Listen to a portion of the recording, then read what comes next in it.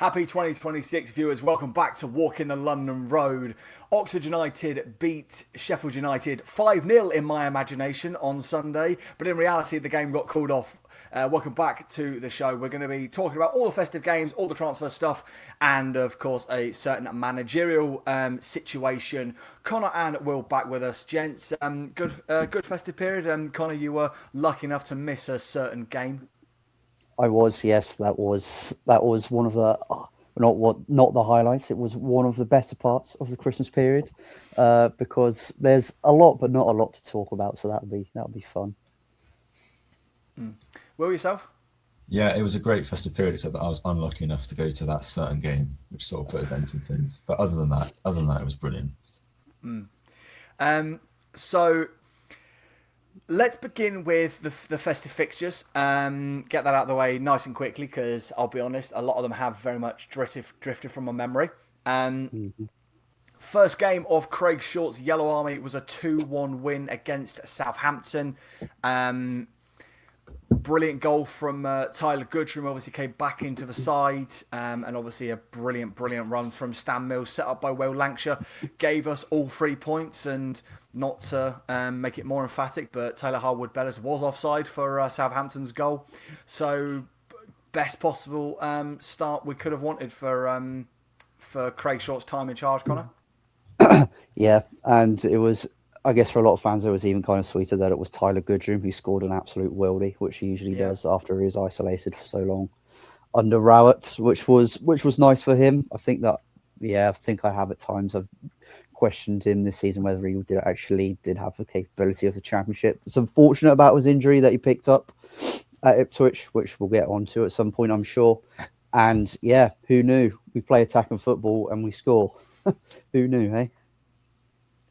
Well, I don't know if it's kind of my short-term memory, but we don't seem to lose that often on Boxing Days. No, and we often seem to get last-minute winners. I'm thinking back, it was a few years ago, I think it was Cambridge, I think it was another 2-1. I remember Kieran Brown got it. Tyler scored in that game as well, didn't he? I remember that game because I bought the ticket. Pardon? He did, yeah. And I remember that game because I bought the ticket. I got really excited, and then on the day there was no bus from my village, so I was gutted. I had to miss it. But anyway, yes, no, we do usually win on Boxing Day, and that game was a brilliant game against Southampton. It was so good. I was actually starting to think, you know what, maybe should we give Craig Short a crack at the job? He's given the club enough service, and he had a great performance, and he was saying all the right things for me. He was like, the best form of defence is to attack. I was hearing that. I was like, oh, brilliant. Maybe he should be considered. And then, of course, Swansea happened, which I'm sure we'll get onto. But anyway, yeah, that was a good game. And it was a vital 3 points. Lifted the place up a little bit. So yeah, it was a good game. Absolutely. The last game we lost on Boxing Day actually was in 2022, which would have been Carl Robinson. I'm trying to think desperately of what the team we lost to, because it was an absolute shit show. It was the season that he got sacked. I want to say like a Lincoln or a Shrewsbury or some team like that. I've got in mind it might be Lincoln. I think it might be Lincoln too. It was, all I remember was just awful, and then had a few bevies that day, and there was some poor sod who come to football with his girlfriend, obviously never been before, was that frustrated, slammed the seat as I left. That's what Carl Robinson football did to us all at the end. Those are the days. Oh, those are the days. I mean, it's. I will say, like you said, well, the kind of one that sticks in my mind of our Boxing Day wins was the like you said, the Cambridge one, because obviously Tyler scores that ridiculous goal from like 30 yards out, and then literally last minute, Kieran Brown pops up. Last season I think that was the 3-2 against Cardiff. Against Cardiff, I think it was that. Yeah, it was the 3-2 Cardiff game. Obviously, Rowett's first in charge. Shemi actually scoring goals. It was a weird game of football. So it was actually So it wouldn't have been that year, Connor. So I've just got the results up, and so Boxing Day in 2022, we lost 3-0 to Ipswich at Portman Road. Oh yeah, was that one? So it was might have been year before then. Was the yeah, would have been the, I think that was point in the 21-22 where our season started to Yeah. go into a bit of a chaos period. Not only do we, in recent history, seem to win on Boxing Day, until this year, we seem to do all right on the game after. 1-0 loss to Swansea, absolutely horrific. As you mentioned, Connor, you were lucky enough not to be there. Will, that was absolutely diabolical. It was, there was a lot of confusion, frustration, anger at the end of that game, because going off the back of a really good result against Southampton, and then they put in a stinking performance, losing to Swansea. Yeah, I mean, he put out the exact same team that he did for Southampton, and that's the team against Southampton. They came at it with a bit of oomph, and you thought, okay, maybe we can get something here. Maybe we can, for the first time ever, first time seemingly in ever, we could get 2 wins in a row, which I think hasn't happened since January of last year. I think I'm right in saying. Yeah. But of course, it all went to pot, and it was such a bad game of football. It was almost as if, like, when you get an FA Cup tie and it's like a lowly Championship side against a League Two side. That's what it felt like watching. And that, I mean, like, you mean us Swansea against Colchester last year? Yeah, genuinely. And honestly, like, Swansea, they came at it brilliantly, because, like, they were just on every single player. They were pressing every ball, every loose ball. The defenders, even Jamie coming at some point, and we couldn't string 5 passes together. I don't even know if we had a shot on target. I don't know if we had any meaningful attack. It was just such an awful, horrible watch. And I'm almost annoyed it was 1-0. I almost wish it was 4-0, so our anger was more justified. Because a 1-0 loss against a team that's sort of around you in the table, you can sort of go, we were a bit unlucky. If we just got something here, we just got something there.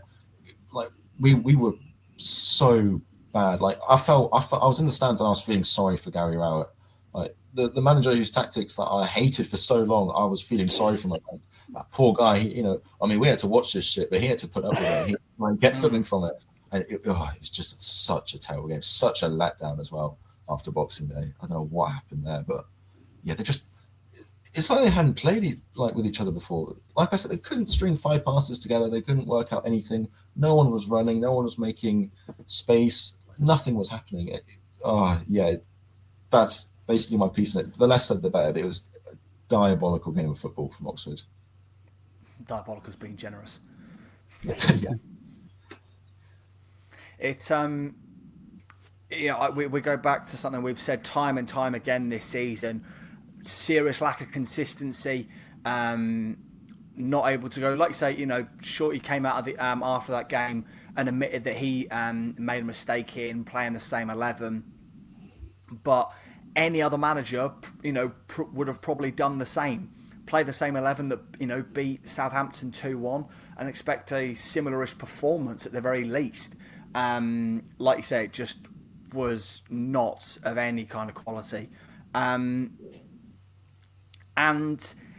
I think the kind of shocking nature of that performance almost carried into the first 25 minutes of the Ipswich game, Connor.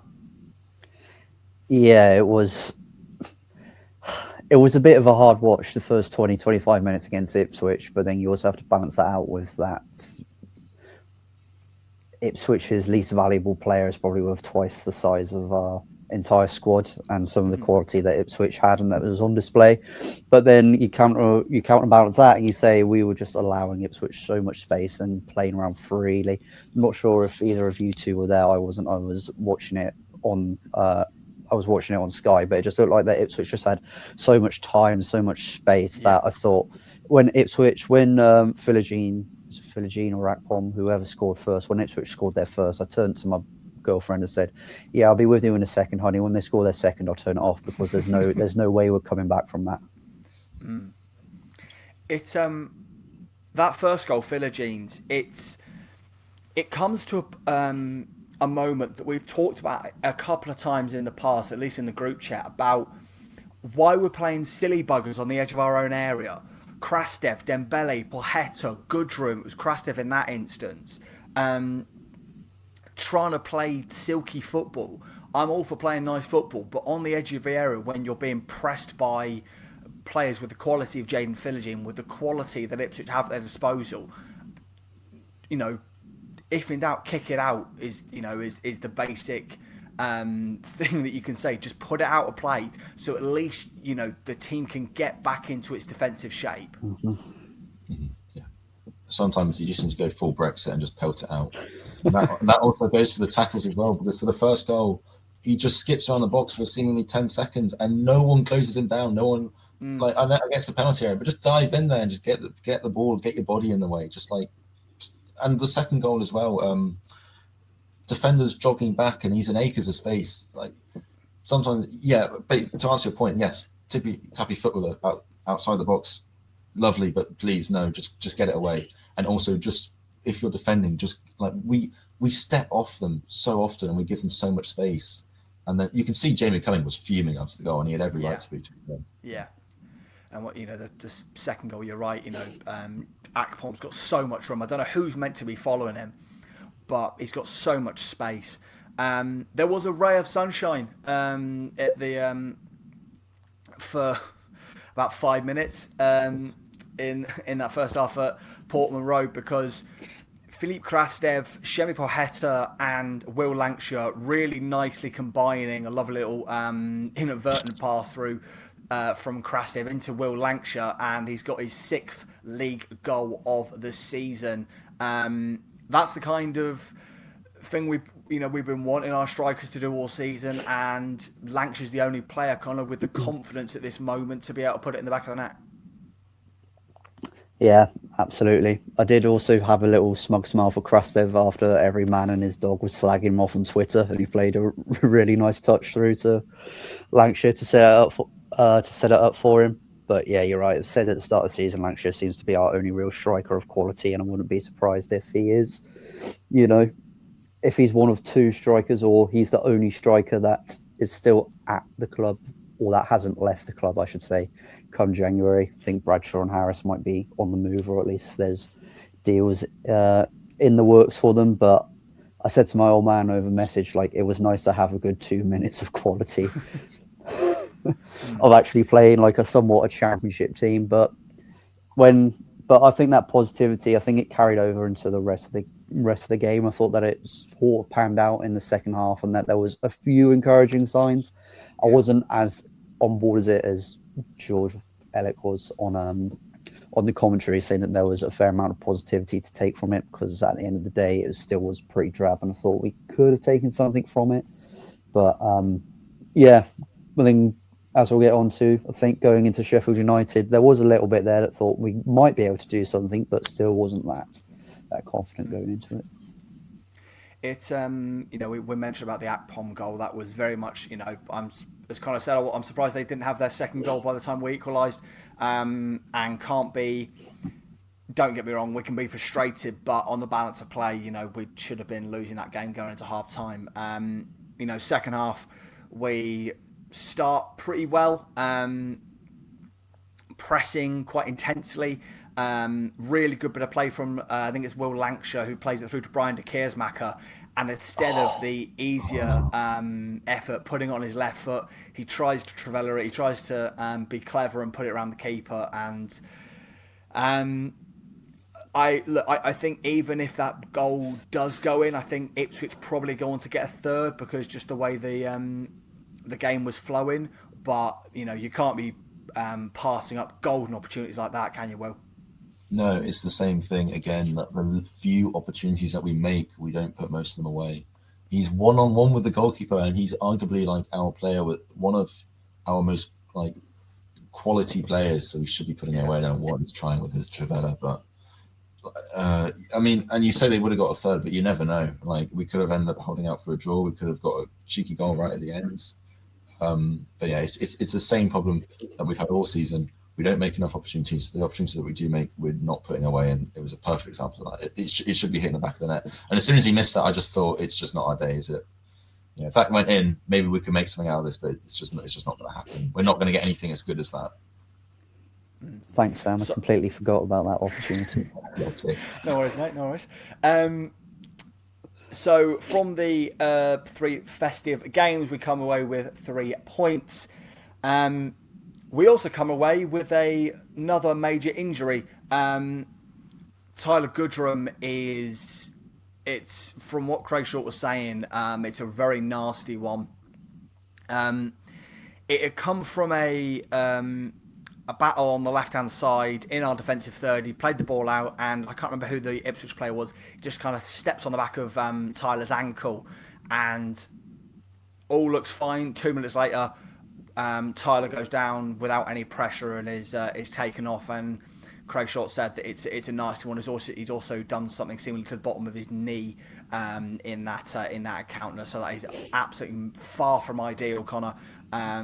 Just because Tyler, since Shorty's been back in caretaker charge, has been a rare shining light. Yeah, he's been back in the fold, which has been nice to see.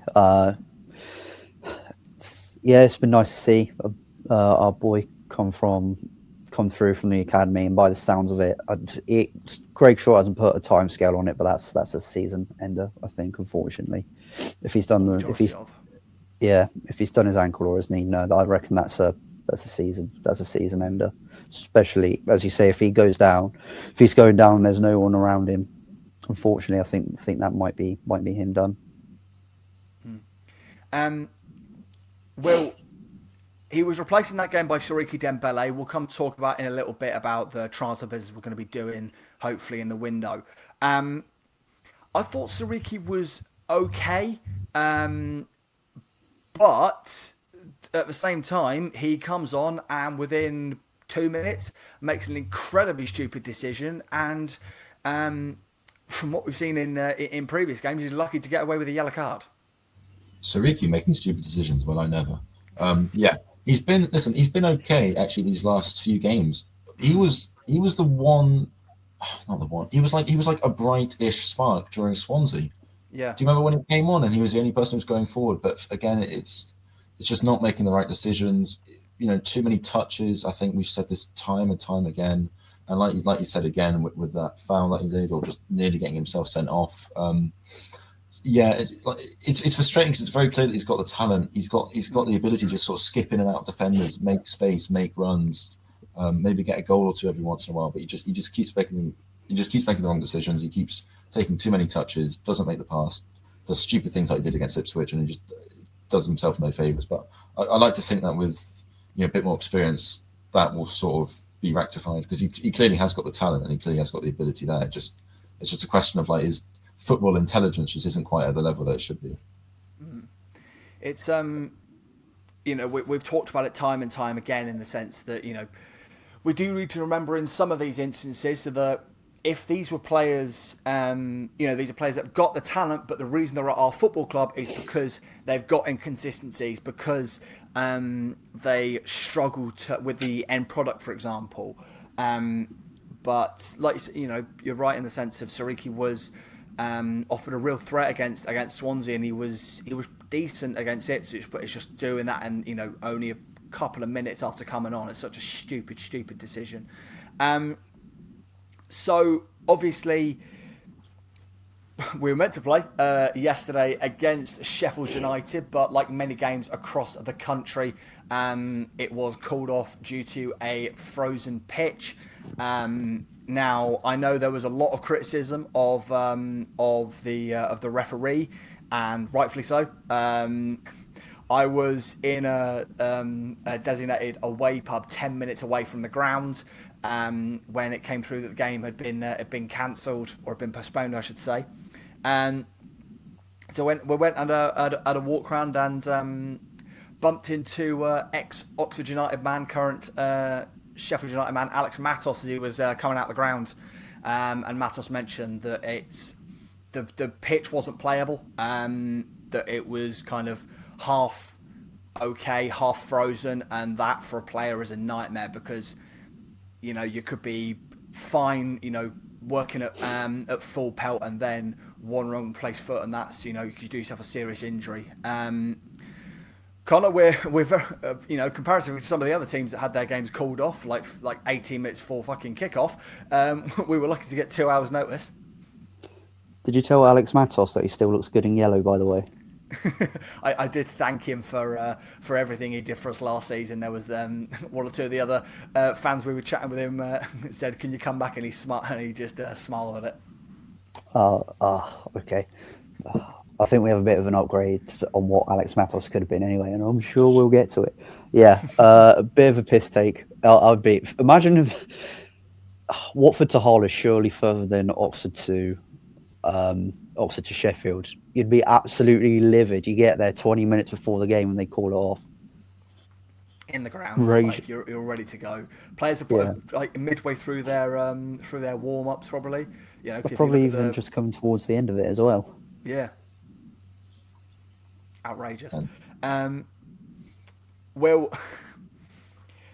it's funny that this is the game that gets called off, and the one that we were wishing did against Blackburn. There was no problems at all. It was all going to be fine. But it does mean that obviously, like a couple of sides around us had games postponed, but those that did play matches, results sort of went in our favour. Sort of, but we're still 23rd. Am I right in saying? Still 23rd? Yeah. 3 points outside the drop zone. Yeah, so that, I mean, it could be worse, but it's still pretty bad. And another midweek trip up to Bramall Lane. That's always a good one. I remember that last season. Was it 3-0? I think it was last season. Yep. So that would be and listen, I understand, like, if the pitch is unplayable, okay, fair enough. Player safety is obviously the most important thing. But Championship, and we're getting cancelled for a frozen pitch. I mean, I understand that the north, it gets colder up north than it does down south, but like Championship, do you know what I mean? Am I the only one who thinks that's a little bit strange? Or not strange, but a little bit like, come on. But again, it could have been worse. It could have been Watford. You could have travelled all the way from London to Hull and get cancelled 20 minutes before kickoff. I mean, surely the EFL is going to have to reimburse them for their tickets and for their transport, and for the fact that some people would have been staying in Hull, or some people would have had to book time off work for that. Absolute diabolical. I think Oxford fans were quite lucky that it was 2 hours before, considering the fact that it was an early kickoff. Because I mean, you saw how angry people were on Twitter. Can you imagine if it was an hour before, half an hour before? I think the Oxford fans that had made the journey up would have like rioted or something in the middle of the city. So yeah. Anyway, it's not ideal, but at least we get another midweek trip up to Sheffield, which we're all going to be looking forward to. I'm not a botanist or a pitch expert, but surely Sheffield United, they should have said something if their undersill heating wasn't working properly. Yeah. If that is the case. I was going to say, there was a statement released by Sheffield United after, and they mentioned the speculation about the undersill heating not working. They simply said it was, they followed all the night before procedures to try and avoid a frozen pitch, but it was just so cold that it just happened anyway. And the fact it was part of the pitch and not the entirety. I think shows it. There are just some games or some places where it's not possible. I mean, we've had time and time again. There's a big gaping hole in the side of our stadium. It makes defrosting the pitch very, very difficult. So can't exactly throw stones when we live in a glass shed. And on the reimbursement, I mean, if the EFL want to reimburse me the money I spent on my hotel, I'll absolutely snap your hands off, lads. So let's jump to transfer stuff, because that's the stuff where we got some concrete deals done. So we'll start with the confirmed stuff. So Jordan Thornley and James Golding have both returned to Oxford United to continue the rehab from their injuries. So it looks like, at least with Thornley, that he won't be going out on loan. James Golding might get a non-league loan after his rehab is complete. Louis Sibley is off out on another loan deal to another Yorkshire side. He's off to Bradford City this time, back in League One, and he looked to have a decent first showing for Bradford. Go and get some minutes under your belt, Louis, because we know the talent that Louis Sibley's got. The ill-fated comparisons to Jude Bellingham when he was a youth player, unfortunately, haven't quite borne fruit. But he's clearly a player with a lot of talent, and never really got a chance in a yellow shirt. Did he? Got one star? 12 appearances in total. It's League One's probably a really good place for him to start to bounce back, Connor. Yeah, 1 goal as well. Don't forget that. Yeah, probably. He just hasn't really been given his opportunity, has he? When he came in at the start of last season, I think there was a bit of almost not fanfare, but a bit of surprise that we managed to sign a player of his quality after he showed what he can do in League One. He did go to Rotherham last season, but in a poor Rotherham side, I don't really think he pulled up any trees there. So I think they'll go to Bradford is a good move for him, given that it's a side that's in the race for a top two spot. So fighting for promotion again will be something nice to add to his CV, and under a very good manager in Graham Alexander.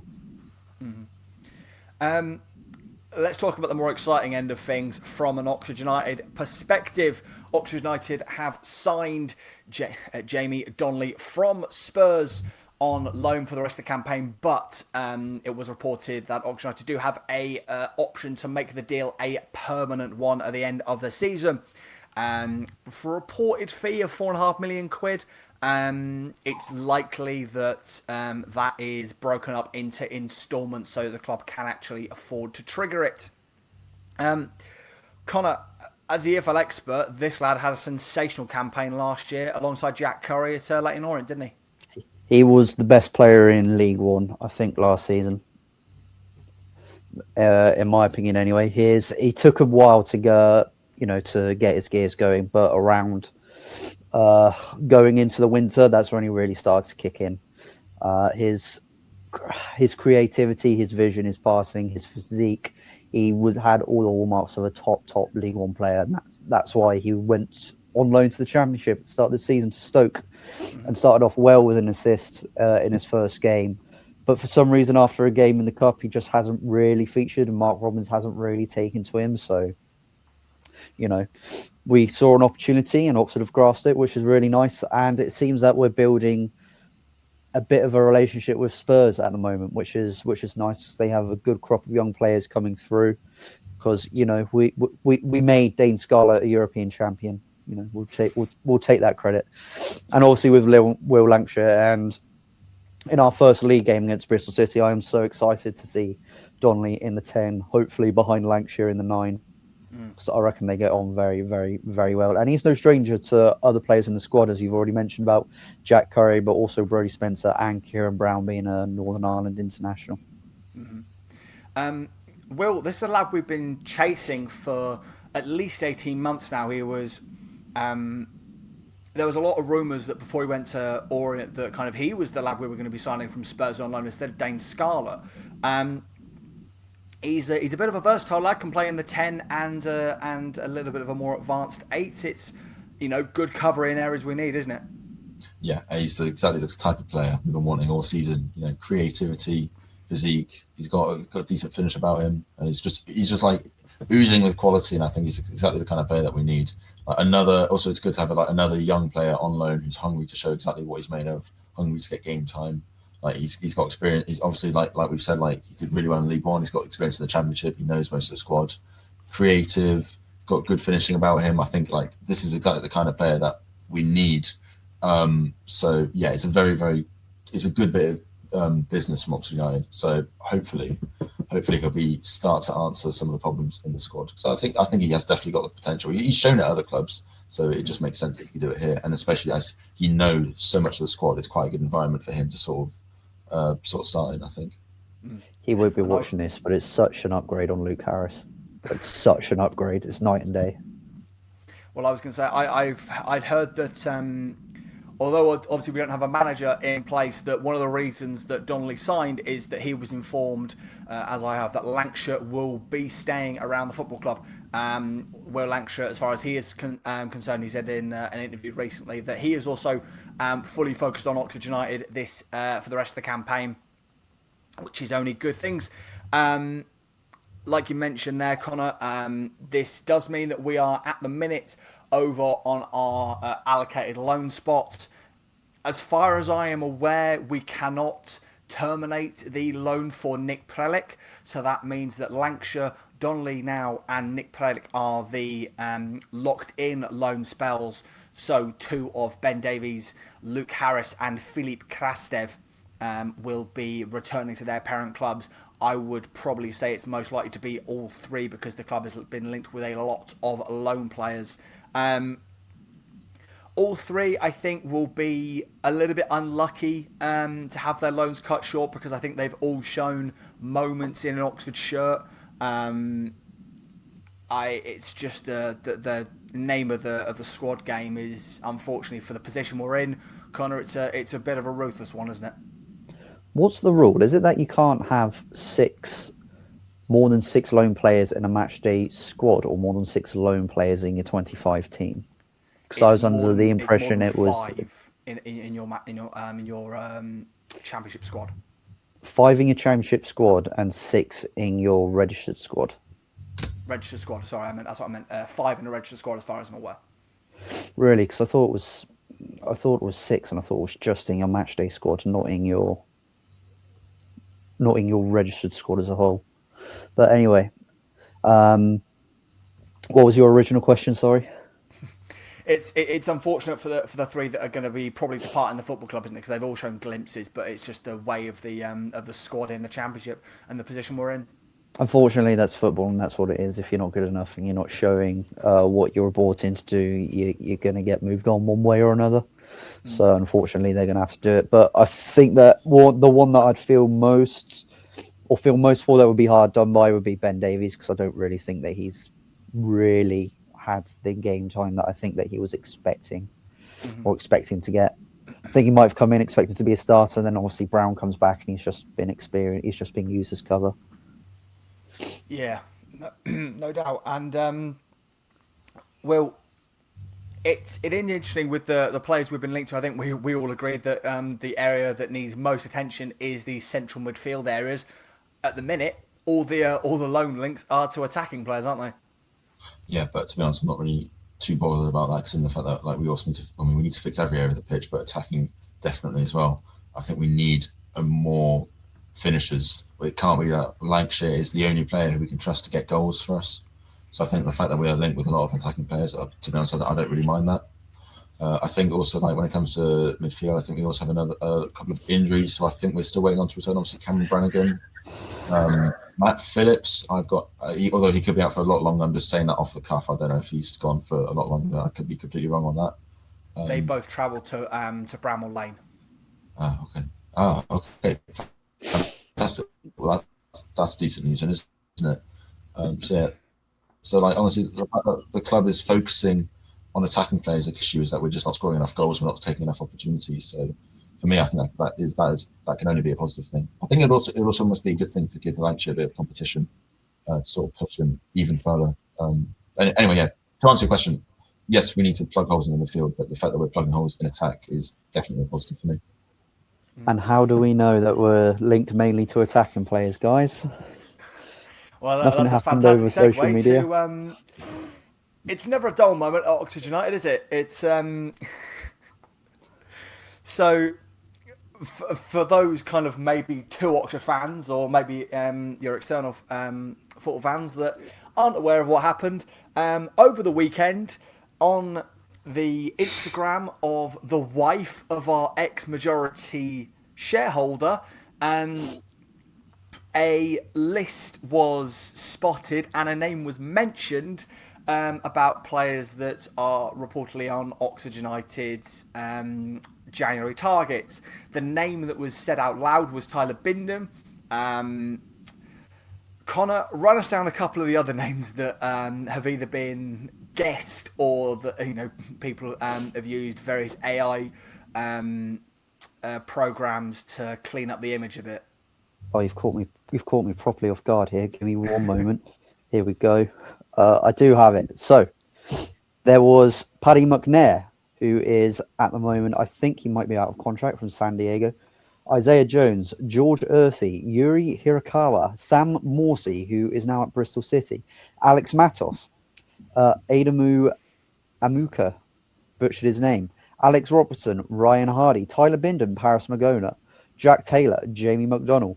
The really annoying thing is that we could have had a genuine shot at maybe at 2, maybe 3 of those, or at least been in conversations. But whether it is, we have to say alleged, because we don't know if it actually is the transfer list or not, because nothing has ever been proved. But if you put your heads together, you know what it is. But some of those names could elevate a squad, our squad, but then also I don't really think that this happens, and it's just pure basic fan theory that now clubs will go, we know you want him, so we're going to add an extra naught to the fee that you want for him. Yeah. But it's just not a good look, and it's pretty embarrassing, and it's just pretty. This club always just gets a shit rap for being a smaller club, having 3 stands, and shit like this happens on the internet. I will say though, it's the kind of thing that goes down in folklore. There's I think it's Rafa Honigstein, the German football journalist. He loves the story of a time that one of the higher ups at Haus Val Hamburg left a backpack with loads of contracts in a Hamburg park, and when the person that found them rang up the Hamburg office, the club said nothing to do with us. So they turned the person that found the backpack, turned them into a journalist, and all kinds of stuff got unveiled. So we're in company, I guess. No, you're right. It's shocking, but at the same time, I know when I saw, I just started laughing because it's one of the most Oxford United things I've ever seen in my entire life. I just thought, surely not. How can you be so stupid? I mean, no offense to anyone involved, but like genuinely, like to film it. I don't know. Anyway, yeah, it's a bit of folklore, something to look back on. I think this whole season has been a bit of a shit show so far. So it's just sort of another like notch in the tally. But yeah, I don't. I also. Sorry, go on, Sam. I was going to say there's 2 things I'll add on to that. The first is that I'll let it off for 2 reasons. You're right. In that initial moment, I was fuming, but there's 2 things. Number one, it's Tiger, and after now he's no longer the head of of the club. We all love Tiger, and secondly, he's trying to indoctrinate the little kid into being an Oxford fan. Come on, lads! Like he's trying to spread it to the next generation. Child abuse, isn't it? Yeah. But before we go, we should probably touch on what's going on with our manager. Just like it was a hell of a weekend for Oxford United on socials, I'll tell you. A day after the Tiger leaked our transfer targets, the betting closed on many gambling websites, with Liam Manning at the top of the betting to be the next boss. They have since reopened, and it's just a complete clusterfuck. Oxford Mail journalist and BBC Radio Oxford Jerome Sale have both said that, as far as they have been told, Liam Manning will not be the next Oxford United manager. But Connor, in the following hours after that happened, you were in the group chat, really, really big enough and saying, yeah, let's go and do it. Let's bring him back. Yeah, I was, because it's just a name that makes sense. If you look at it objectively, you would say that Liam Manning is probably the best name that there was at the time and the best man to do it. And he did it for us in League One. There's no reason why he couldn't do it again in the Championship.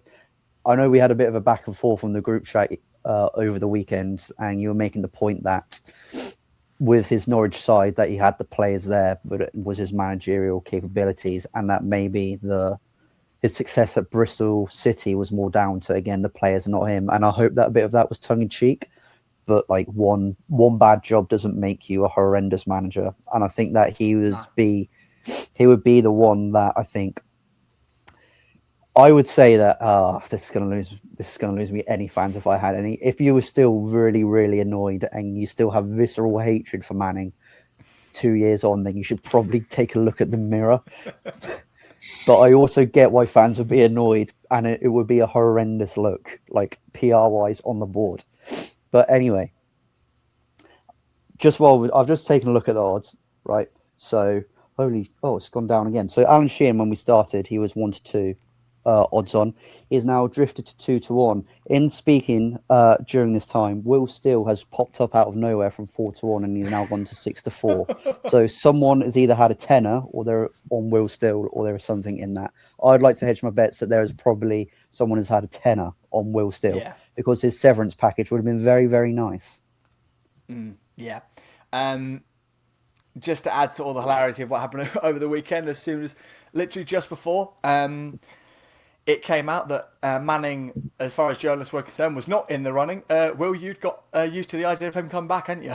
Yeah, so Connor said that if any fans have any hatred, I think, well, for me, he left on my birthday. That was a great memory for me. So I'm not really happy with him. But I was actually like, you know what? I will stomach him. And I was almost thinking, for Liam Manning himself, would this be a good move? Because he's got a reputation amongst football. I mean, he's a decent manager, right? But he's got a reputation amongst football fans as being a snake. He will leave. He will, as soon as a bigger paycheck gets wafted in front of him, he'll go for it. So would going back to the club where almost all of this started, would that be a good thing for him? Would that be a good look for him? He can almost like reset his image then. But then that got blown out of water. So that's great. As far as I can tell, I mean, like, we got Matt Bloomfield, who was sacked. Alan Sheehan, who had, am I right in saying he had one decent run? He got lucky at Swansea, basically, and then got sacked for his shit. And then the other guy, the Sunderland manager, I can't remember his name. He was at Rangers as well. McBeal, yeah. I think, am I right in saying there were rumours about him that he was having burner Twitter accounts and was using them to abuse Sunderland fans and the board. So whoever we sign, so honestly, like, whoever we sign, it's not a good look. So honestly, I think Liam Manning is the best option there. So I'd say I'm all for it at that point. And it would be quite cool to almost hear him to get a few wins and to hear Liam Manning's Yellow Army going around the East End again. You never would have thought that was ever going to happen. I mean, I don't know. Did the board have a plan when they sacked Gary Rowett? Because it doesn't really seem like it. When we sacked Des, we had a plan. When we sacked Rowett, we didn't. This is very Man United today. Just sack him, and we don't have a plan. It's like I feel like after Manning left, we had a plan that, like, we knew that Des was in the background, and that at some point we were going to employ Des. And like after Des was sacked, like Rowett was obviously lined up, and they'd been speaking to Rowett and brought him in and quick. This is like it's a clusterfuck. It's been 2 weeks, and it's going to be so bad that the manager's going to be in the stands for the MK Dons game, not on the touchline. I was going to say, I mean, it's been a weekend of sackings. I mean, Enzo Maresca, Ruben Amorim, Wilfred Nancy, any of you fancy coming down to OX4? But it's you do get the feeling that the club, almost a little bit like I think they did with KR. They made the decision and then didn't think, we should probably have a replacement lined up. But I mean, I'm going to put £100 on Andy Wing and get him to number one. That is my plan. Good. I want him on, as our manager. Good lad. Andy Wing. In my opinion, he'd be better than the rest of us. But obviously, we will bring you a breaking podcast when our new manager is unveiled. At this point, I haven't got a Scooby who it'd be. I thought Alan Sheehan would have been announced last week. Then I thought it was Liam Manning. At this point, Will Steele. After Rowett had got it, was I thought Mowbray or Beale. It's just, what an absolute farce this has been. But at least it's given us some comedy over the festive break. I want it to be some Don that they just pluck out like we have with Ramon Diaz, just straight out of South America somewhere. Give me some Serie A Brazilian, Serie B Brazilian. Give me some Argentinian La Liga Premier manager. Yeah, it's. I'm trying to think if. De Rossi. I think he got sacked from Roma. I think. I think Motta's still in charge of someone in Serie A, but why not? Let's go and get a Serie A. Let me make one final point. Right, whoever on Oxford United Twitter went and found the tweet about Gary Ruddock getting appointed, and then retweeted it, and then so it showed up on my timeline and gave me the heart attack. Fuck you. Thank you very much. I don't want him. I don't want him anywhere near our football club. Anyway, that's all I have to say. Sorry.